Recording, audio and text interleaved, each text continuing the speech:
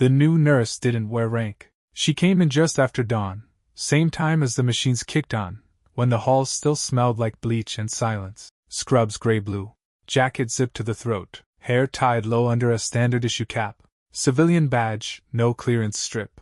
Nobody knew her name. The clipboard read, "C. Rowen." But she never introduced herself, never offered background. No one asked? Just another temp, they said. Just filling a gap while the regulars rotated out. Jace noticed her the first week he started. He was a field medic, recently reassigned to base recovery. Not a SEAL, but trained to treat them. Quiet injuries, quiet rooms, burnout wrapped in strength. She worked the late rotation, the one no one liked. Twilight meds, post-op evaluations, phantom pain hour. But she didn't rush. She moved slow, clean, nothing wasted. No extra steps. And the patients, some of the toughest operators Jace had ever seen, didn't flinch around her. They didn't talk much. But when she adjusted the drips, when she cleaned around the shoulder lines, when she swapped out bandages, they watched her hands, like they knew those hands. One evening, Jace lingered near room 12. Lieutenant Garvey had just come out of reconstructive surgery, deep sedation, pressure tubes, nerve patches lining his back. No one was supposed to speak to him until full orientation.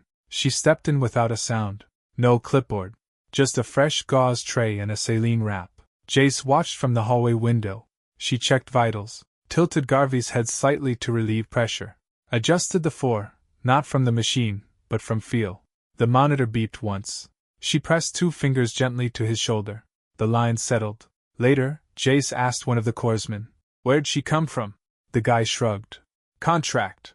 Civilian. Quiet." Jace frowned. "She ever say anything?"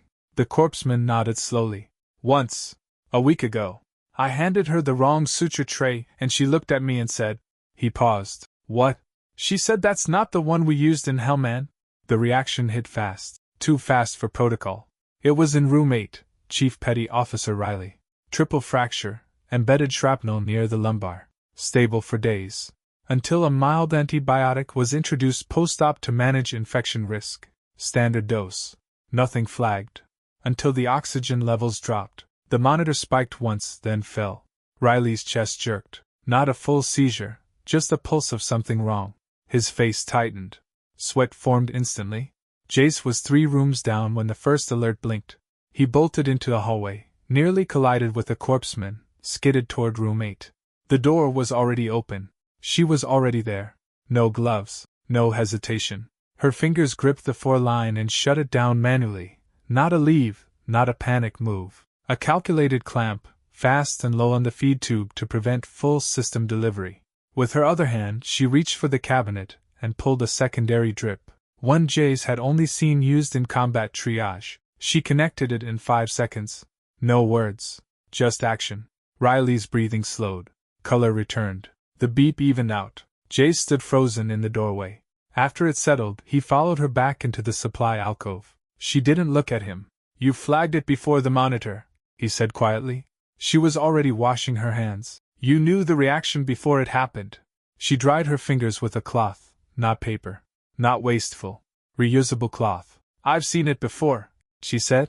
"Where?" She didn't answer. Jace took a step closer. "Hellman?" Still silence. Then, softly, "It's the eyes. They shift first. Just a flick. Like the body knows it's wrong before the mind does." Jace hesitated. "You trained as a trauma nurse?" She met his eyes for the first time. "No." A pause. "Forward recovery. SEAL adjacent. Long ago." She turned and left. That night, Jace searched the internal personnel files. Nothing on Rowen. No deployment record. No medevac cert. No special ops documentation. Just a temp file with a 2-week contract and a backdated start date. Too clean. Way too clean. The joke came during lunch hour. 3 operators sat in the recovery common room, one with his leg braced to the hip, another with scar tissue peeking from under his collar. The third, Hale, was the youngest. Sharp, tough, still raw around the edges. He noticed her walking past with a tray of dressings. Didn't mean anything cruel, not on purpose. But the words still landed. "She your new babysitter?" he asked the guy in the brace. "Or just someone's aunt playing nurse for a few weeks?" The others chuckled. She didn't flinch. Didn't stop. Didn't even look. just kept walking toward room 12. Jay stood at the door. He heard it all, and for a moment he hesitated. He wasn't one to intervene. Civilians got teased. It wasn't personal. But something about her stillness made it worse. Like the silence had weight. He stepped forward, cleared his throat. Her name's C. Rowen, he said evenly. And if she hadn't caught the lidocaine issue yesterday, Pike might have coded out. The laughter stopped. Jace didn't look at Hale. He looked at the others. You might want to ask her how many times she's kept people breathing while you were still blacking out in a cargo hold. No one replied. Rowen didn't say thank you. Didn't even glance his way when she passed him on the return. But as she opened the door to room 12, she paused, just enough for him to notice. A fraction of a second. Then gone. That evening, the operator in room 12 woke up, fully conscious for the first time since surgery. Eyes cracked open. Breathing slow but controlled. Jay stepped in, clipboard in hand. The SEAL blinked, dry lips barely forming a shape. Jace leaned down. You're in post-op. Just nod if you understand. The man didn't nod. He whispered. One word. Jace leaned closer. Who? He asked. The SEAL looked at him. Rowen, he rasped. Is she here?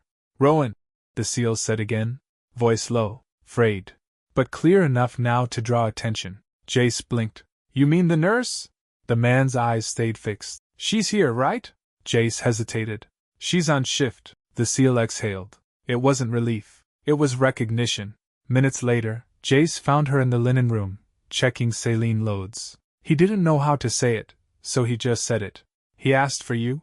She looked up. Who? Room 12. Garvey. She froze. Not dramatically, just a subtle tension at the corners of her eyes. Her hand paused above the bin. Then she nodded. I'll go. He followed her back. Garvey was awake now, propped halfway up, eyes sharper. When she stepped inside, something in him softened. He didn't smile. Didn't need to. Rowen stood at the foot of the bed. Quiet. Garvey spoke first. You're still alive. Her voice was steady. Apparently. He blinked slowly. They told us you were gone. After Anvil. She didn't reply. Jay stood frozen in the doorway, unsure if he was supposed to hear any of this. Garvey exhaled. You carried me. Half a mile. You remember that? Rowen finally spoke. Not to argue. Not to confirm. I remember the weight. She adjusted his pillow, checked the floor, and left without another word. Jace followed her into the hallway. What's Anvil? He asked. She kept walking. You're not on any record I can find, he added. Rowen stopped, then turned to face him. There are things you don't write down, she said. Why? Her voice was soft, not sad. Because some people only made it out because no one wrote them in. Later that night, Jace sat at the back of the supply closet with a clipboard and a highlighter. He wasn't checking inventory. He was cross-referencing missions from over a decade ago. He found Operation Anvil. No official coordinates. 2004. 6 SEALs inbound. 1 medevac grounded before pickup. No mention of a nurse. No mention of anyone named, but in the handwritten addendum, filed months later, a single sentence was added. Extract survived. Carried out under fire. Unknown assist. Possible civilian. No name. Just a whisper. It happened on a Tuesday, just after chow. Rowen was changing a dressing in room 6, a shoulder wound, deep suture line. She rolled up her sleeve without thinking, like she'd done it 100 times before. Jace was standing in the corner, logging vitals, but he wasn't the only one watching. Across the room sat Ortega, a senior SEAL, older than most. Stern, quiet, carried the kind of silence that didn't need to announce itself. And as soon as Rowan's left sleeve lifted above her forearm, Ortega sat up straighter. The scar ran across the top of her wrist, pale and deep. Not medical. Not clean. The kind left behind when something breaks under heat, under pressure. Or shrapnel. Or both. Ortega didn't speak until she finished bandaging the operator and turned toward the exit. Then he said it, calm, like he already knew. Kabul. 2004. She stopped. Didn't turn. Just stood there, back to him, breath even. Ortega rose from his chair. You pulled me out of that stairwell. I never saw your face. Just the wrist. Jace's eyes went wide.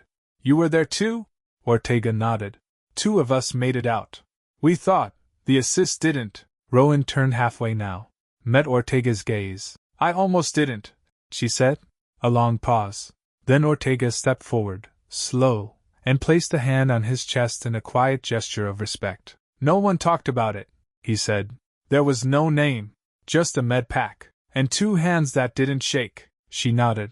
They only remembered the ones who made it out with rank. Jace caught up to her outside. You were never supposed to be there, were you? Rowen didn't answer. He tried again.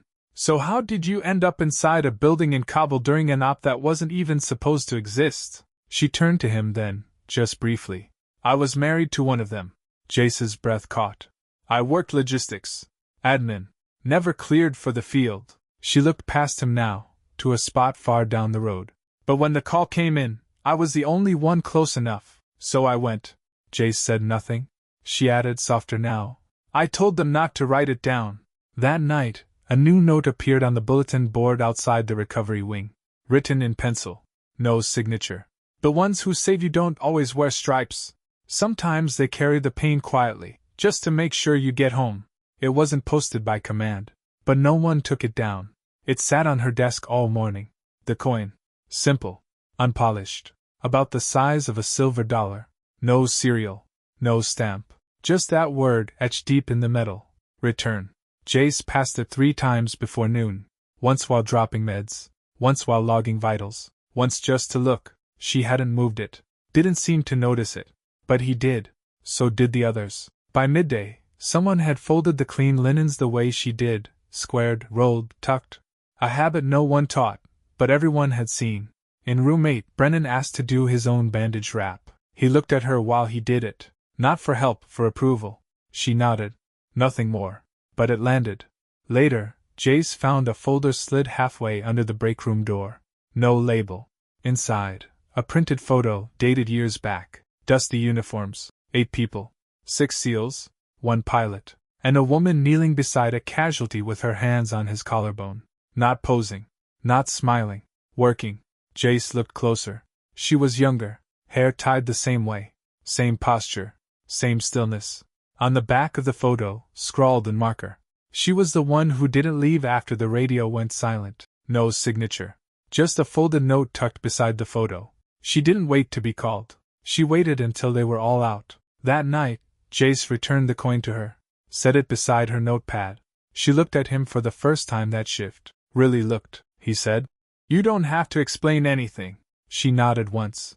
Then said, They never asked me to stay. I just knew what happens when you leave too early. She didn't come in on Thursday. No message. No absence note. But everything was in order. Room 12 had its bandages pre-sorted. The saline carts were double-stocked. Even the window latches had been checked, the kind of thing only Rowen ever remembered. Jace arrived early. He felt it the moment he walked in. The stillness wasn't just morning silence. It was space.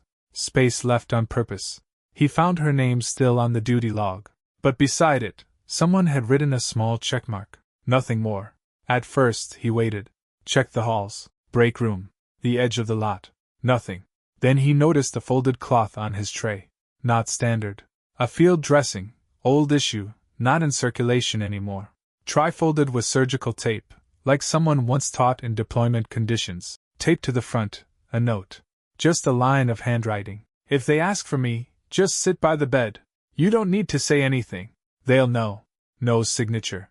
But Jace knew who wrote it. Later that day, one of the newer patients came out of light sedation. First question.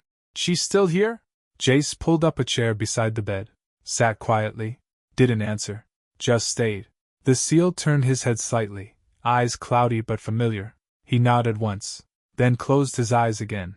In the staff room, someone unfolded an old clipboard from the bin. Inside, pressed between the pages, was a photo of the medevac team from Operation Anvil. 8 faces. 7 names still active in history. And the 8th, the one they never listed, had written only one thing on the back of the image. Don't ask them to remember. Just remind them they made it. The coin stayed in the drawer. Jace never took it home. Never pinned it up or showed it off. He didn't have to. It wasn't his. It just stayed. Right where she'd left it. Beside the med sheets. Near the extra gloves. Between things too ordinary to notice. Unless you knew what mattered. Weeks passed. New contractors rotated in. Some loud. Some eager. Some already counting down their last day. But one morning, Jace arrived early. And found another nurse already there. younger, still in training. She wasn't talking, just refolding a fresh pack of gauze the way Rowen used to, corner to corner, tuck, flat line across the tray. Jace didn't say anything, he just watched. By mid-shift, room SIXS monitor blinked. A new patient, first week in recovery, quiet, jittery, still carrying the stiffness of field trauma that hadn't faded yet. Jace walked in, sat beside the bed. The patient opened one eye. "Are you the guy who used to work with her?" he asked, voice hoarse. Jace nodded. "She's still around?" Jace paused, then unfolded the small cloth dressing in his lap, placed it gently on the side table. Didn't speak, didn't need to. The patient swallowed, looked away. A second passed, then said, "She kept us breathing." No one wrote her name on the wall. No plaque, no flag, no citation.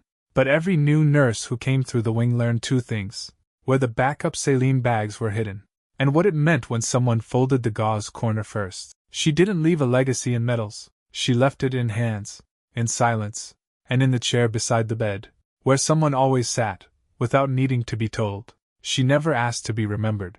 She just stayed long enough that forgetting became impossible.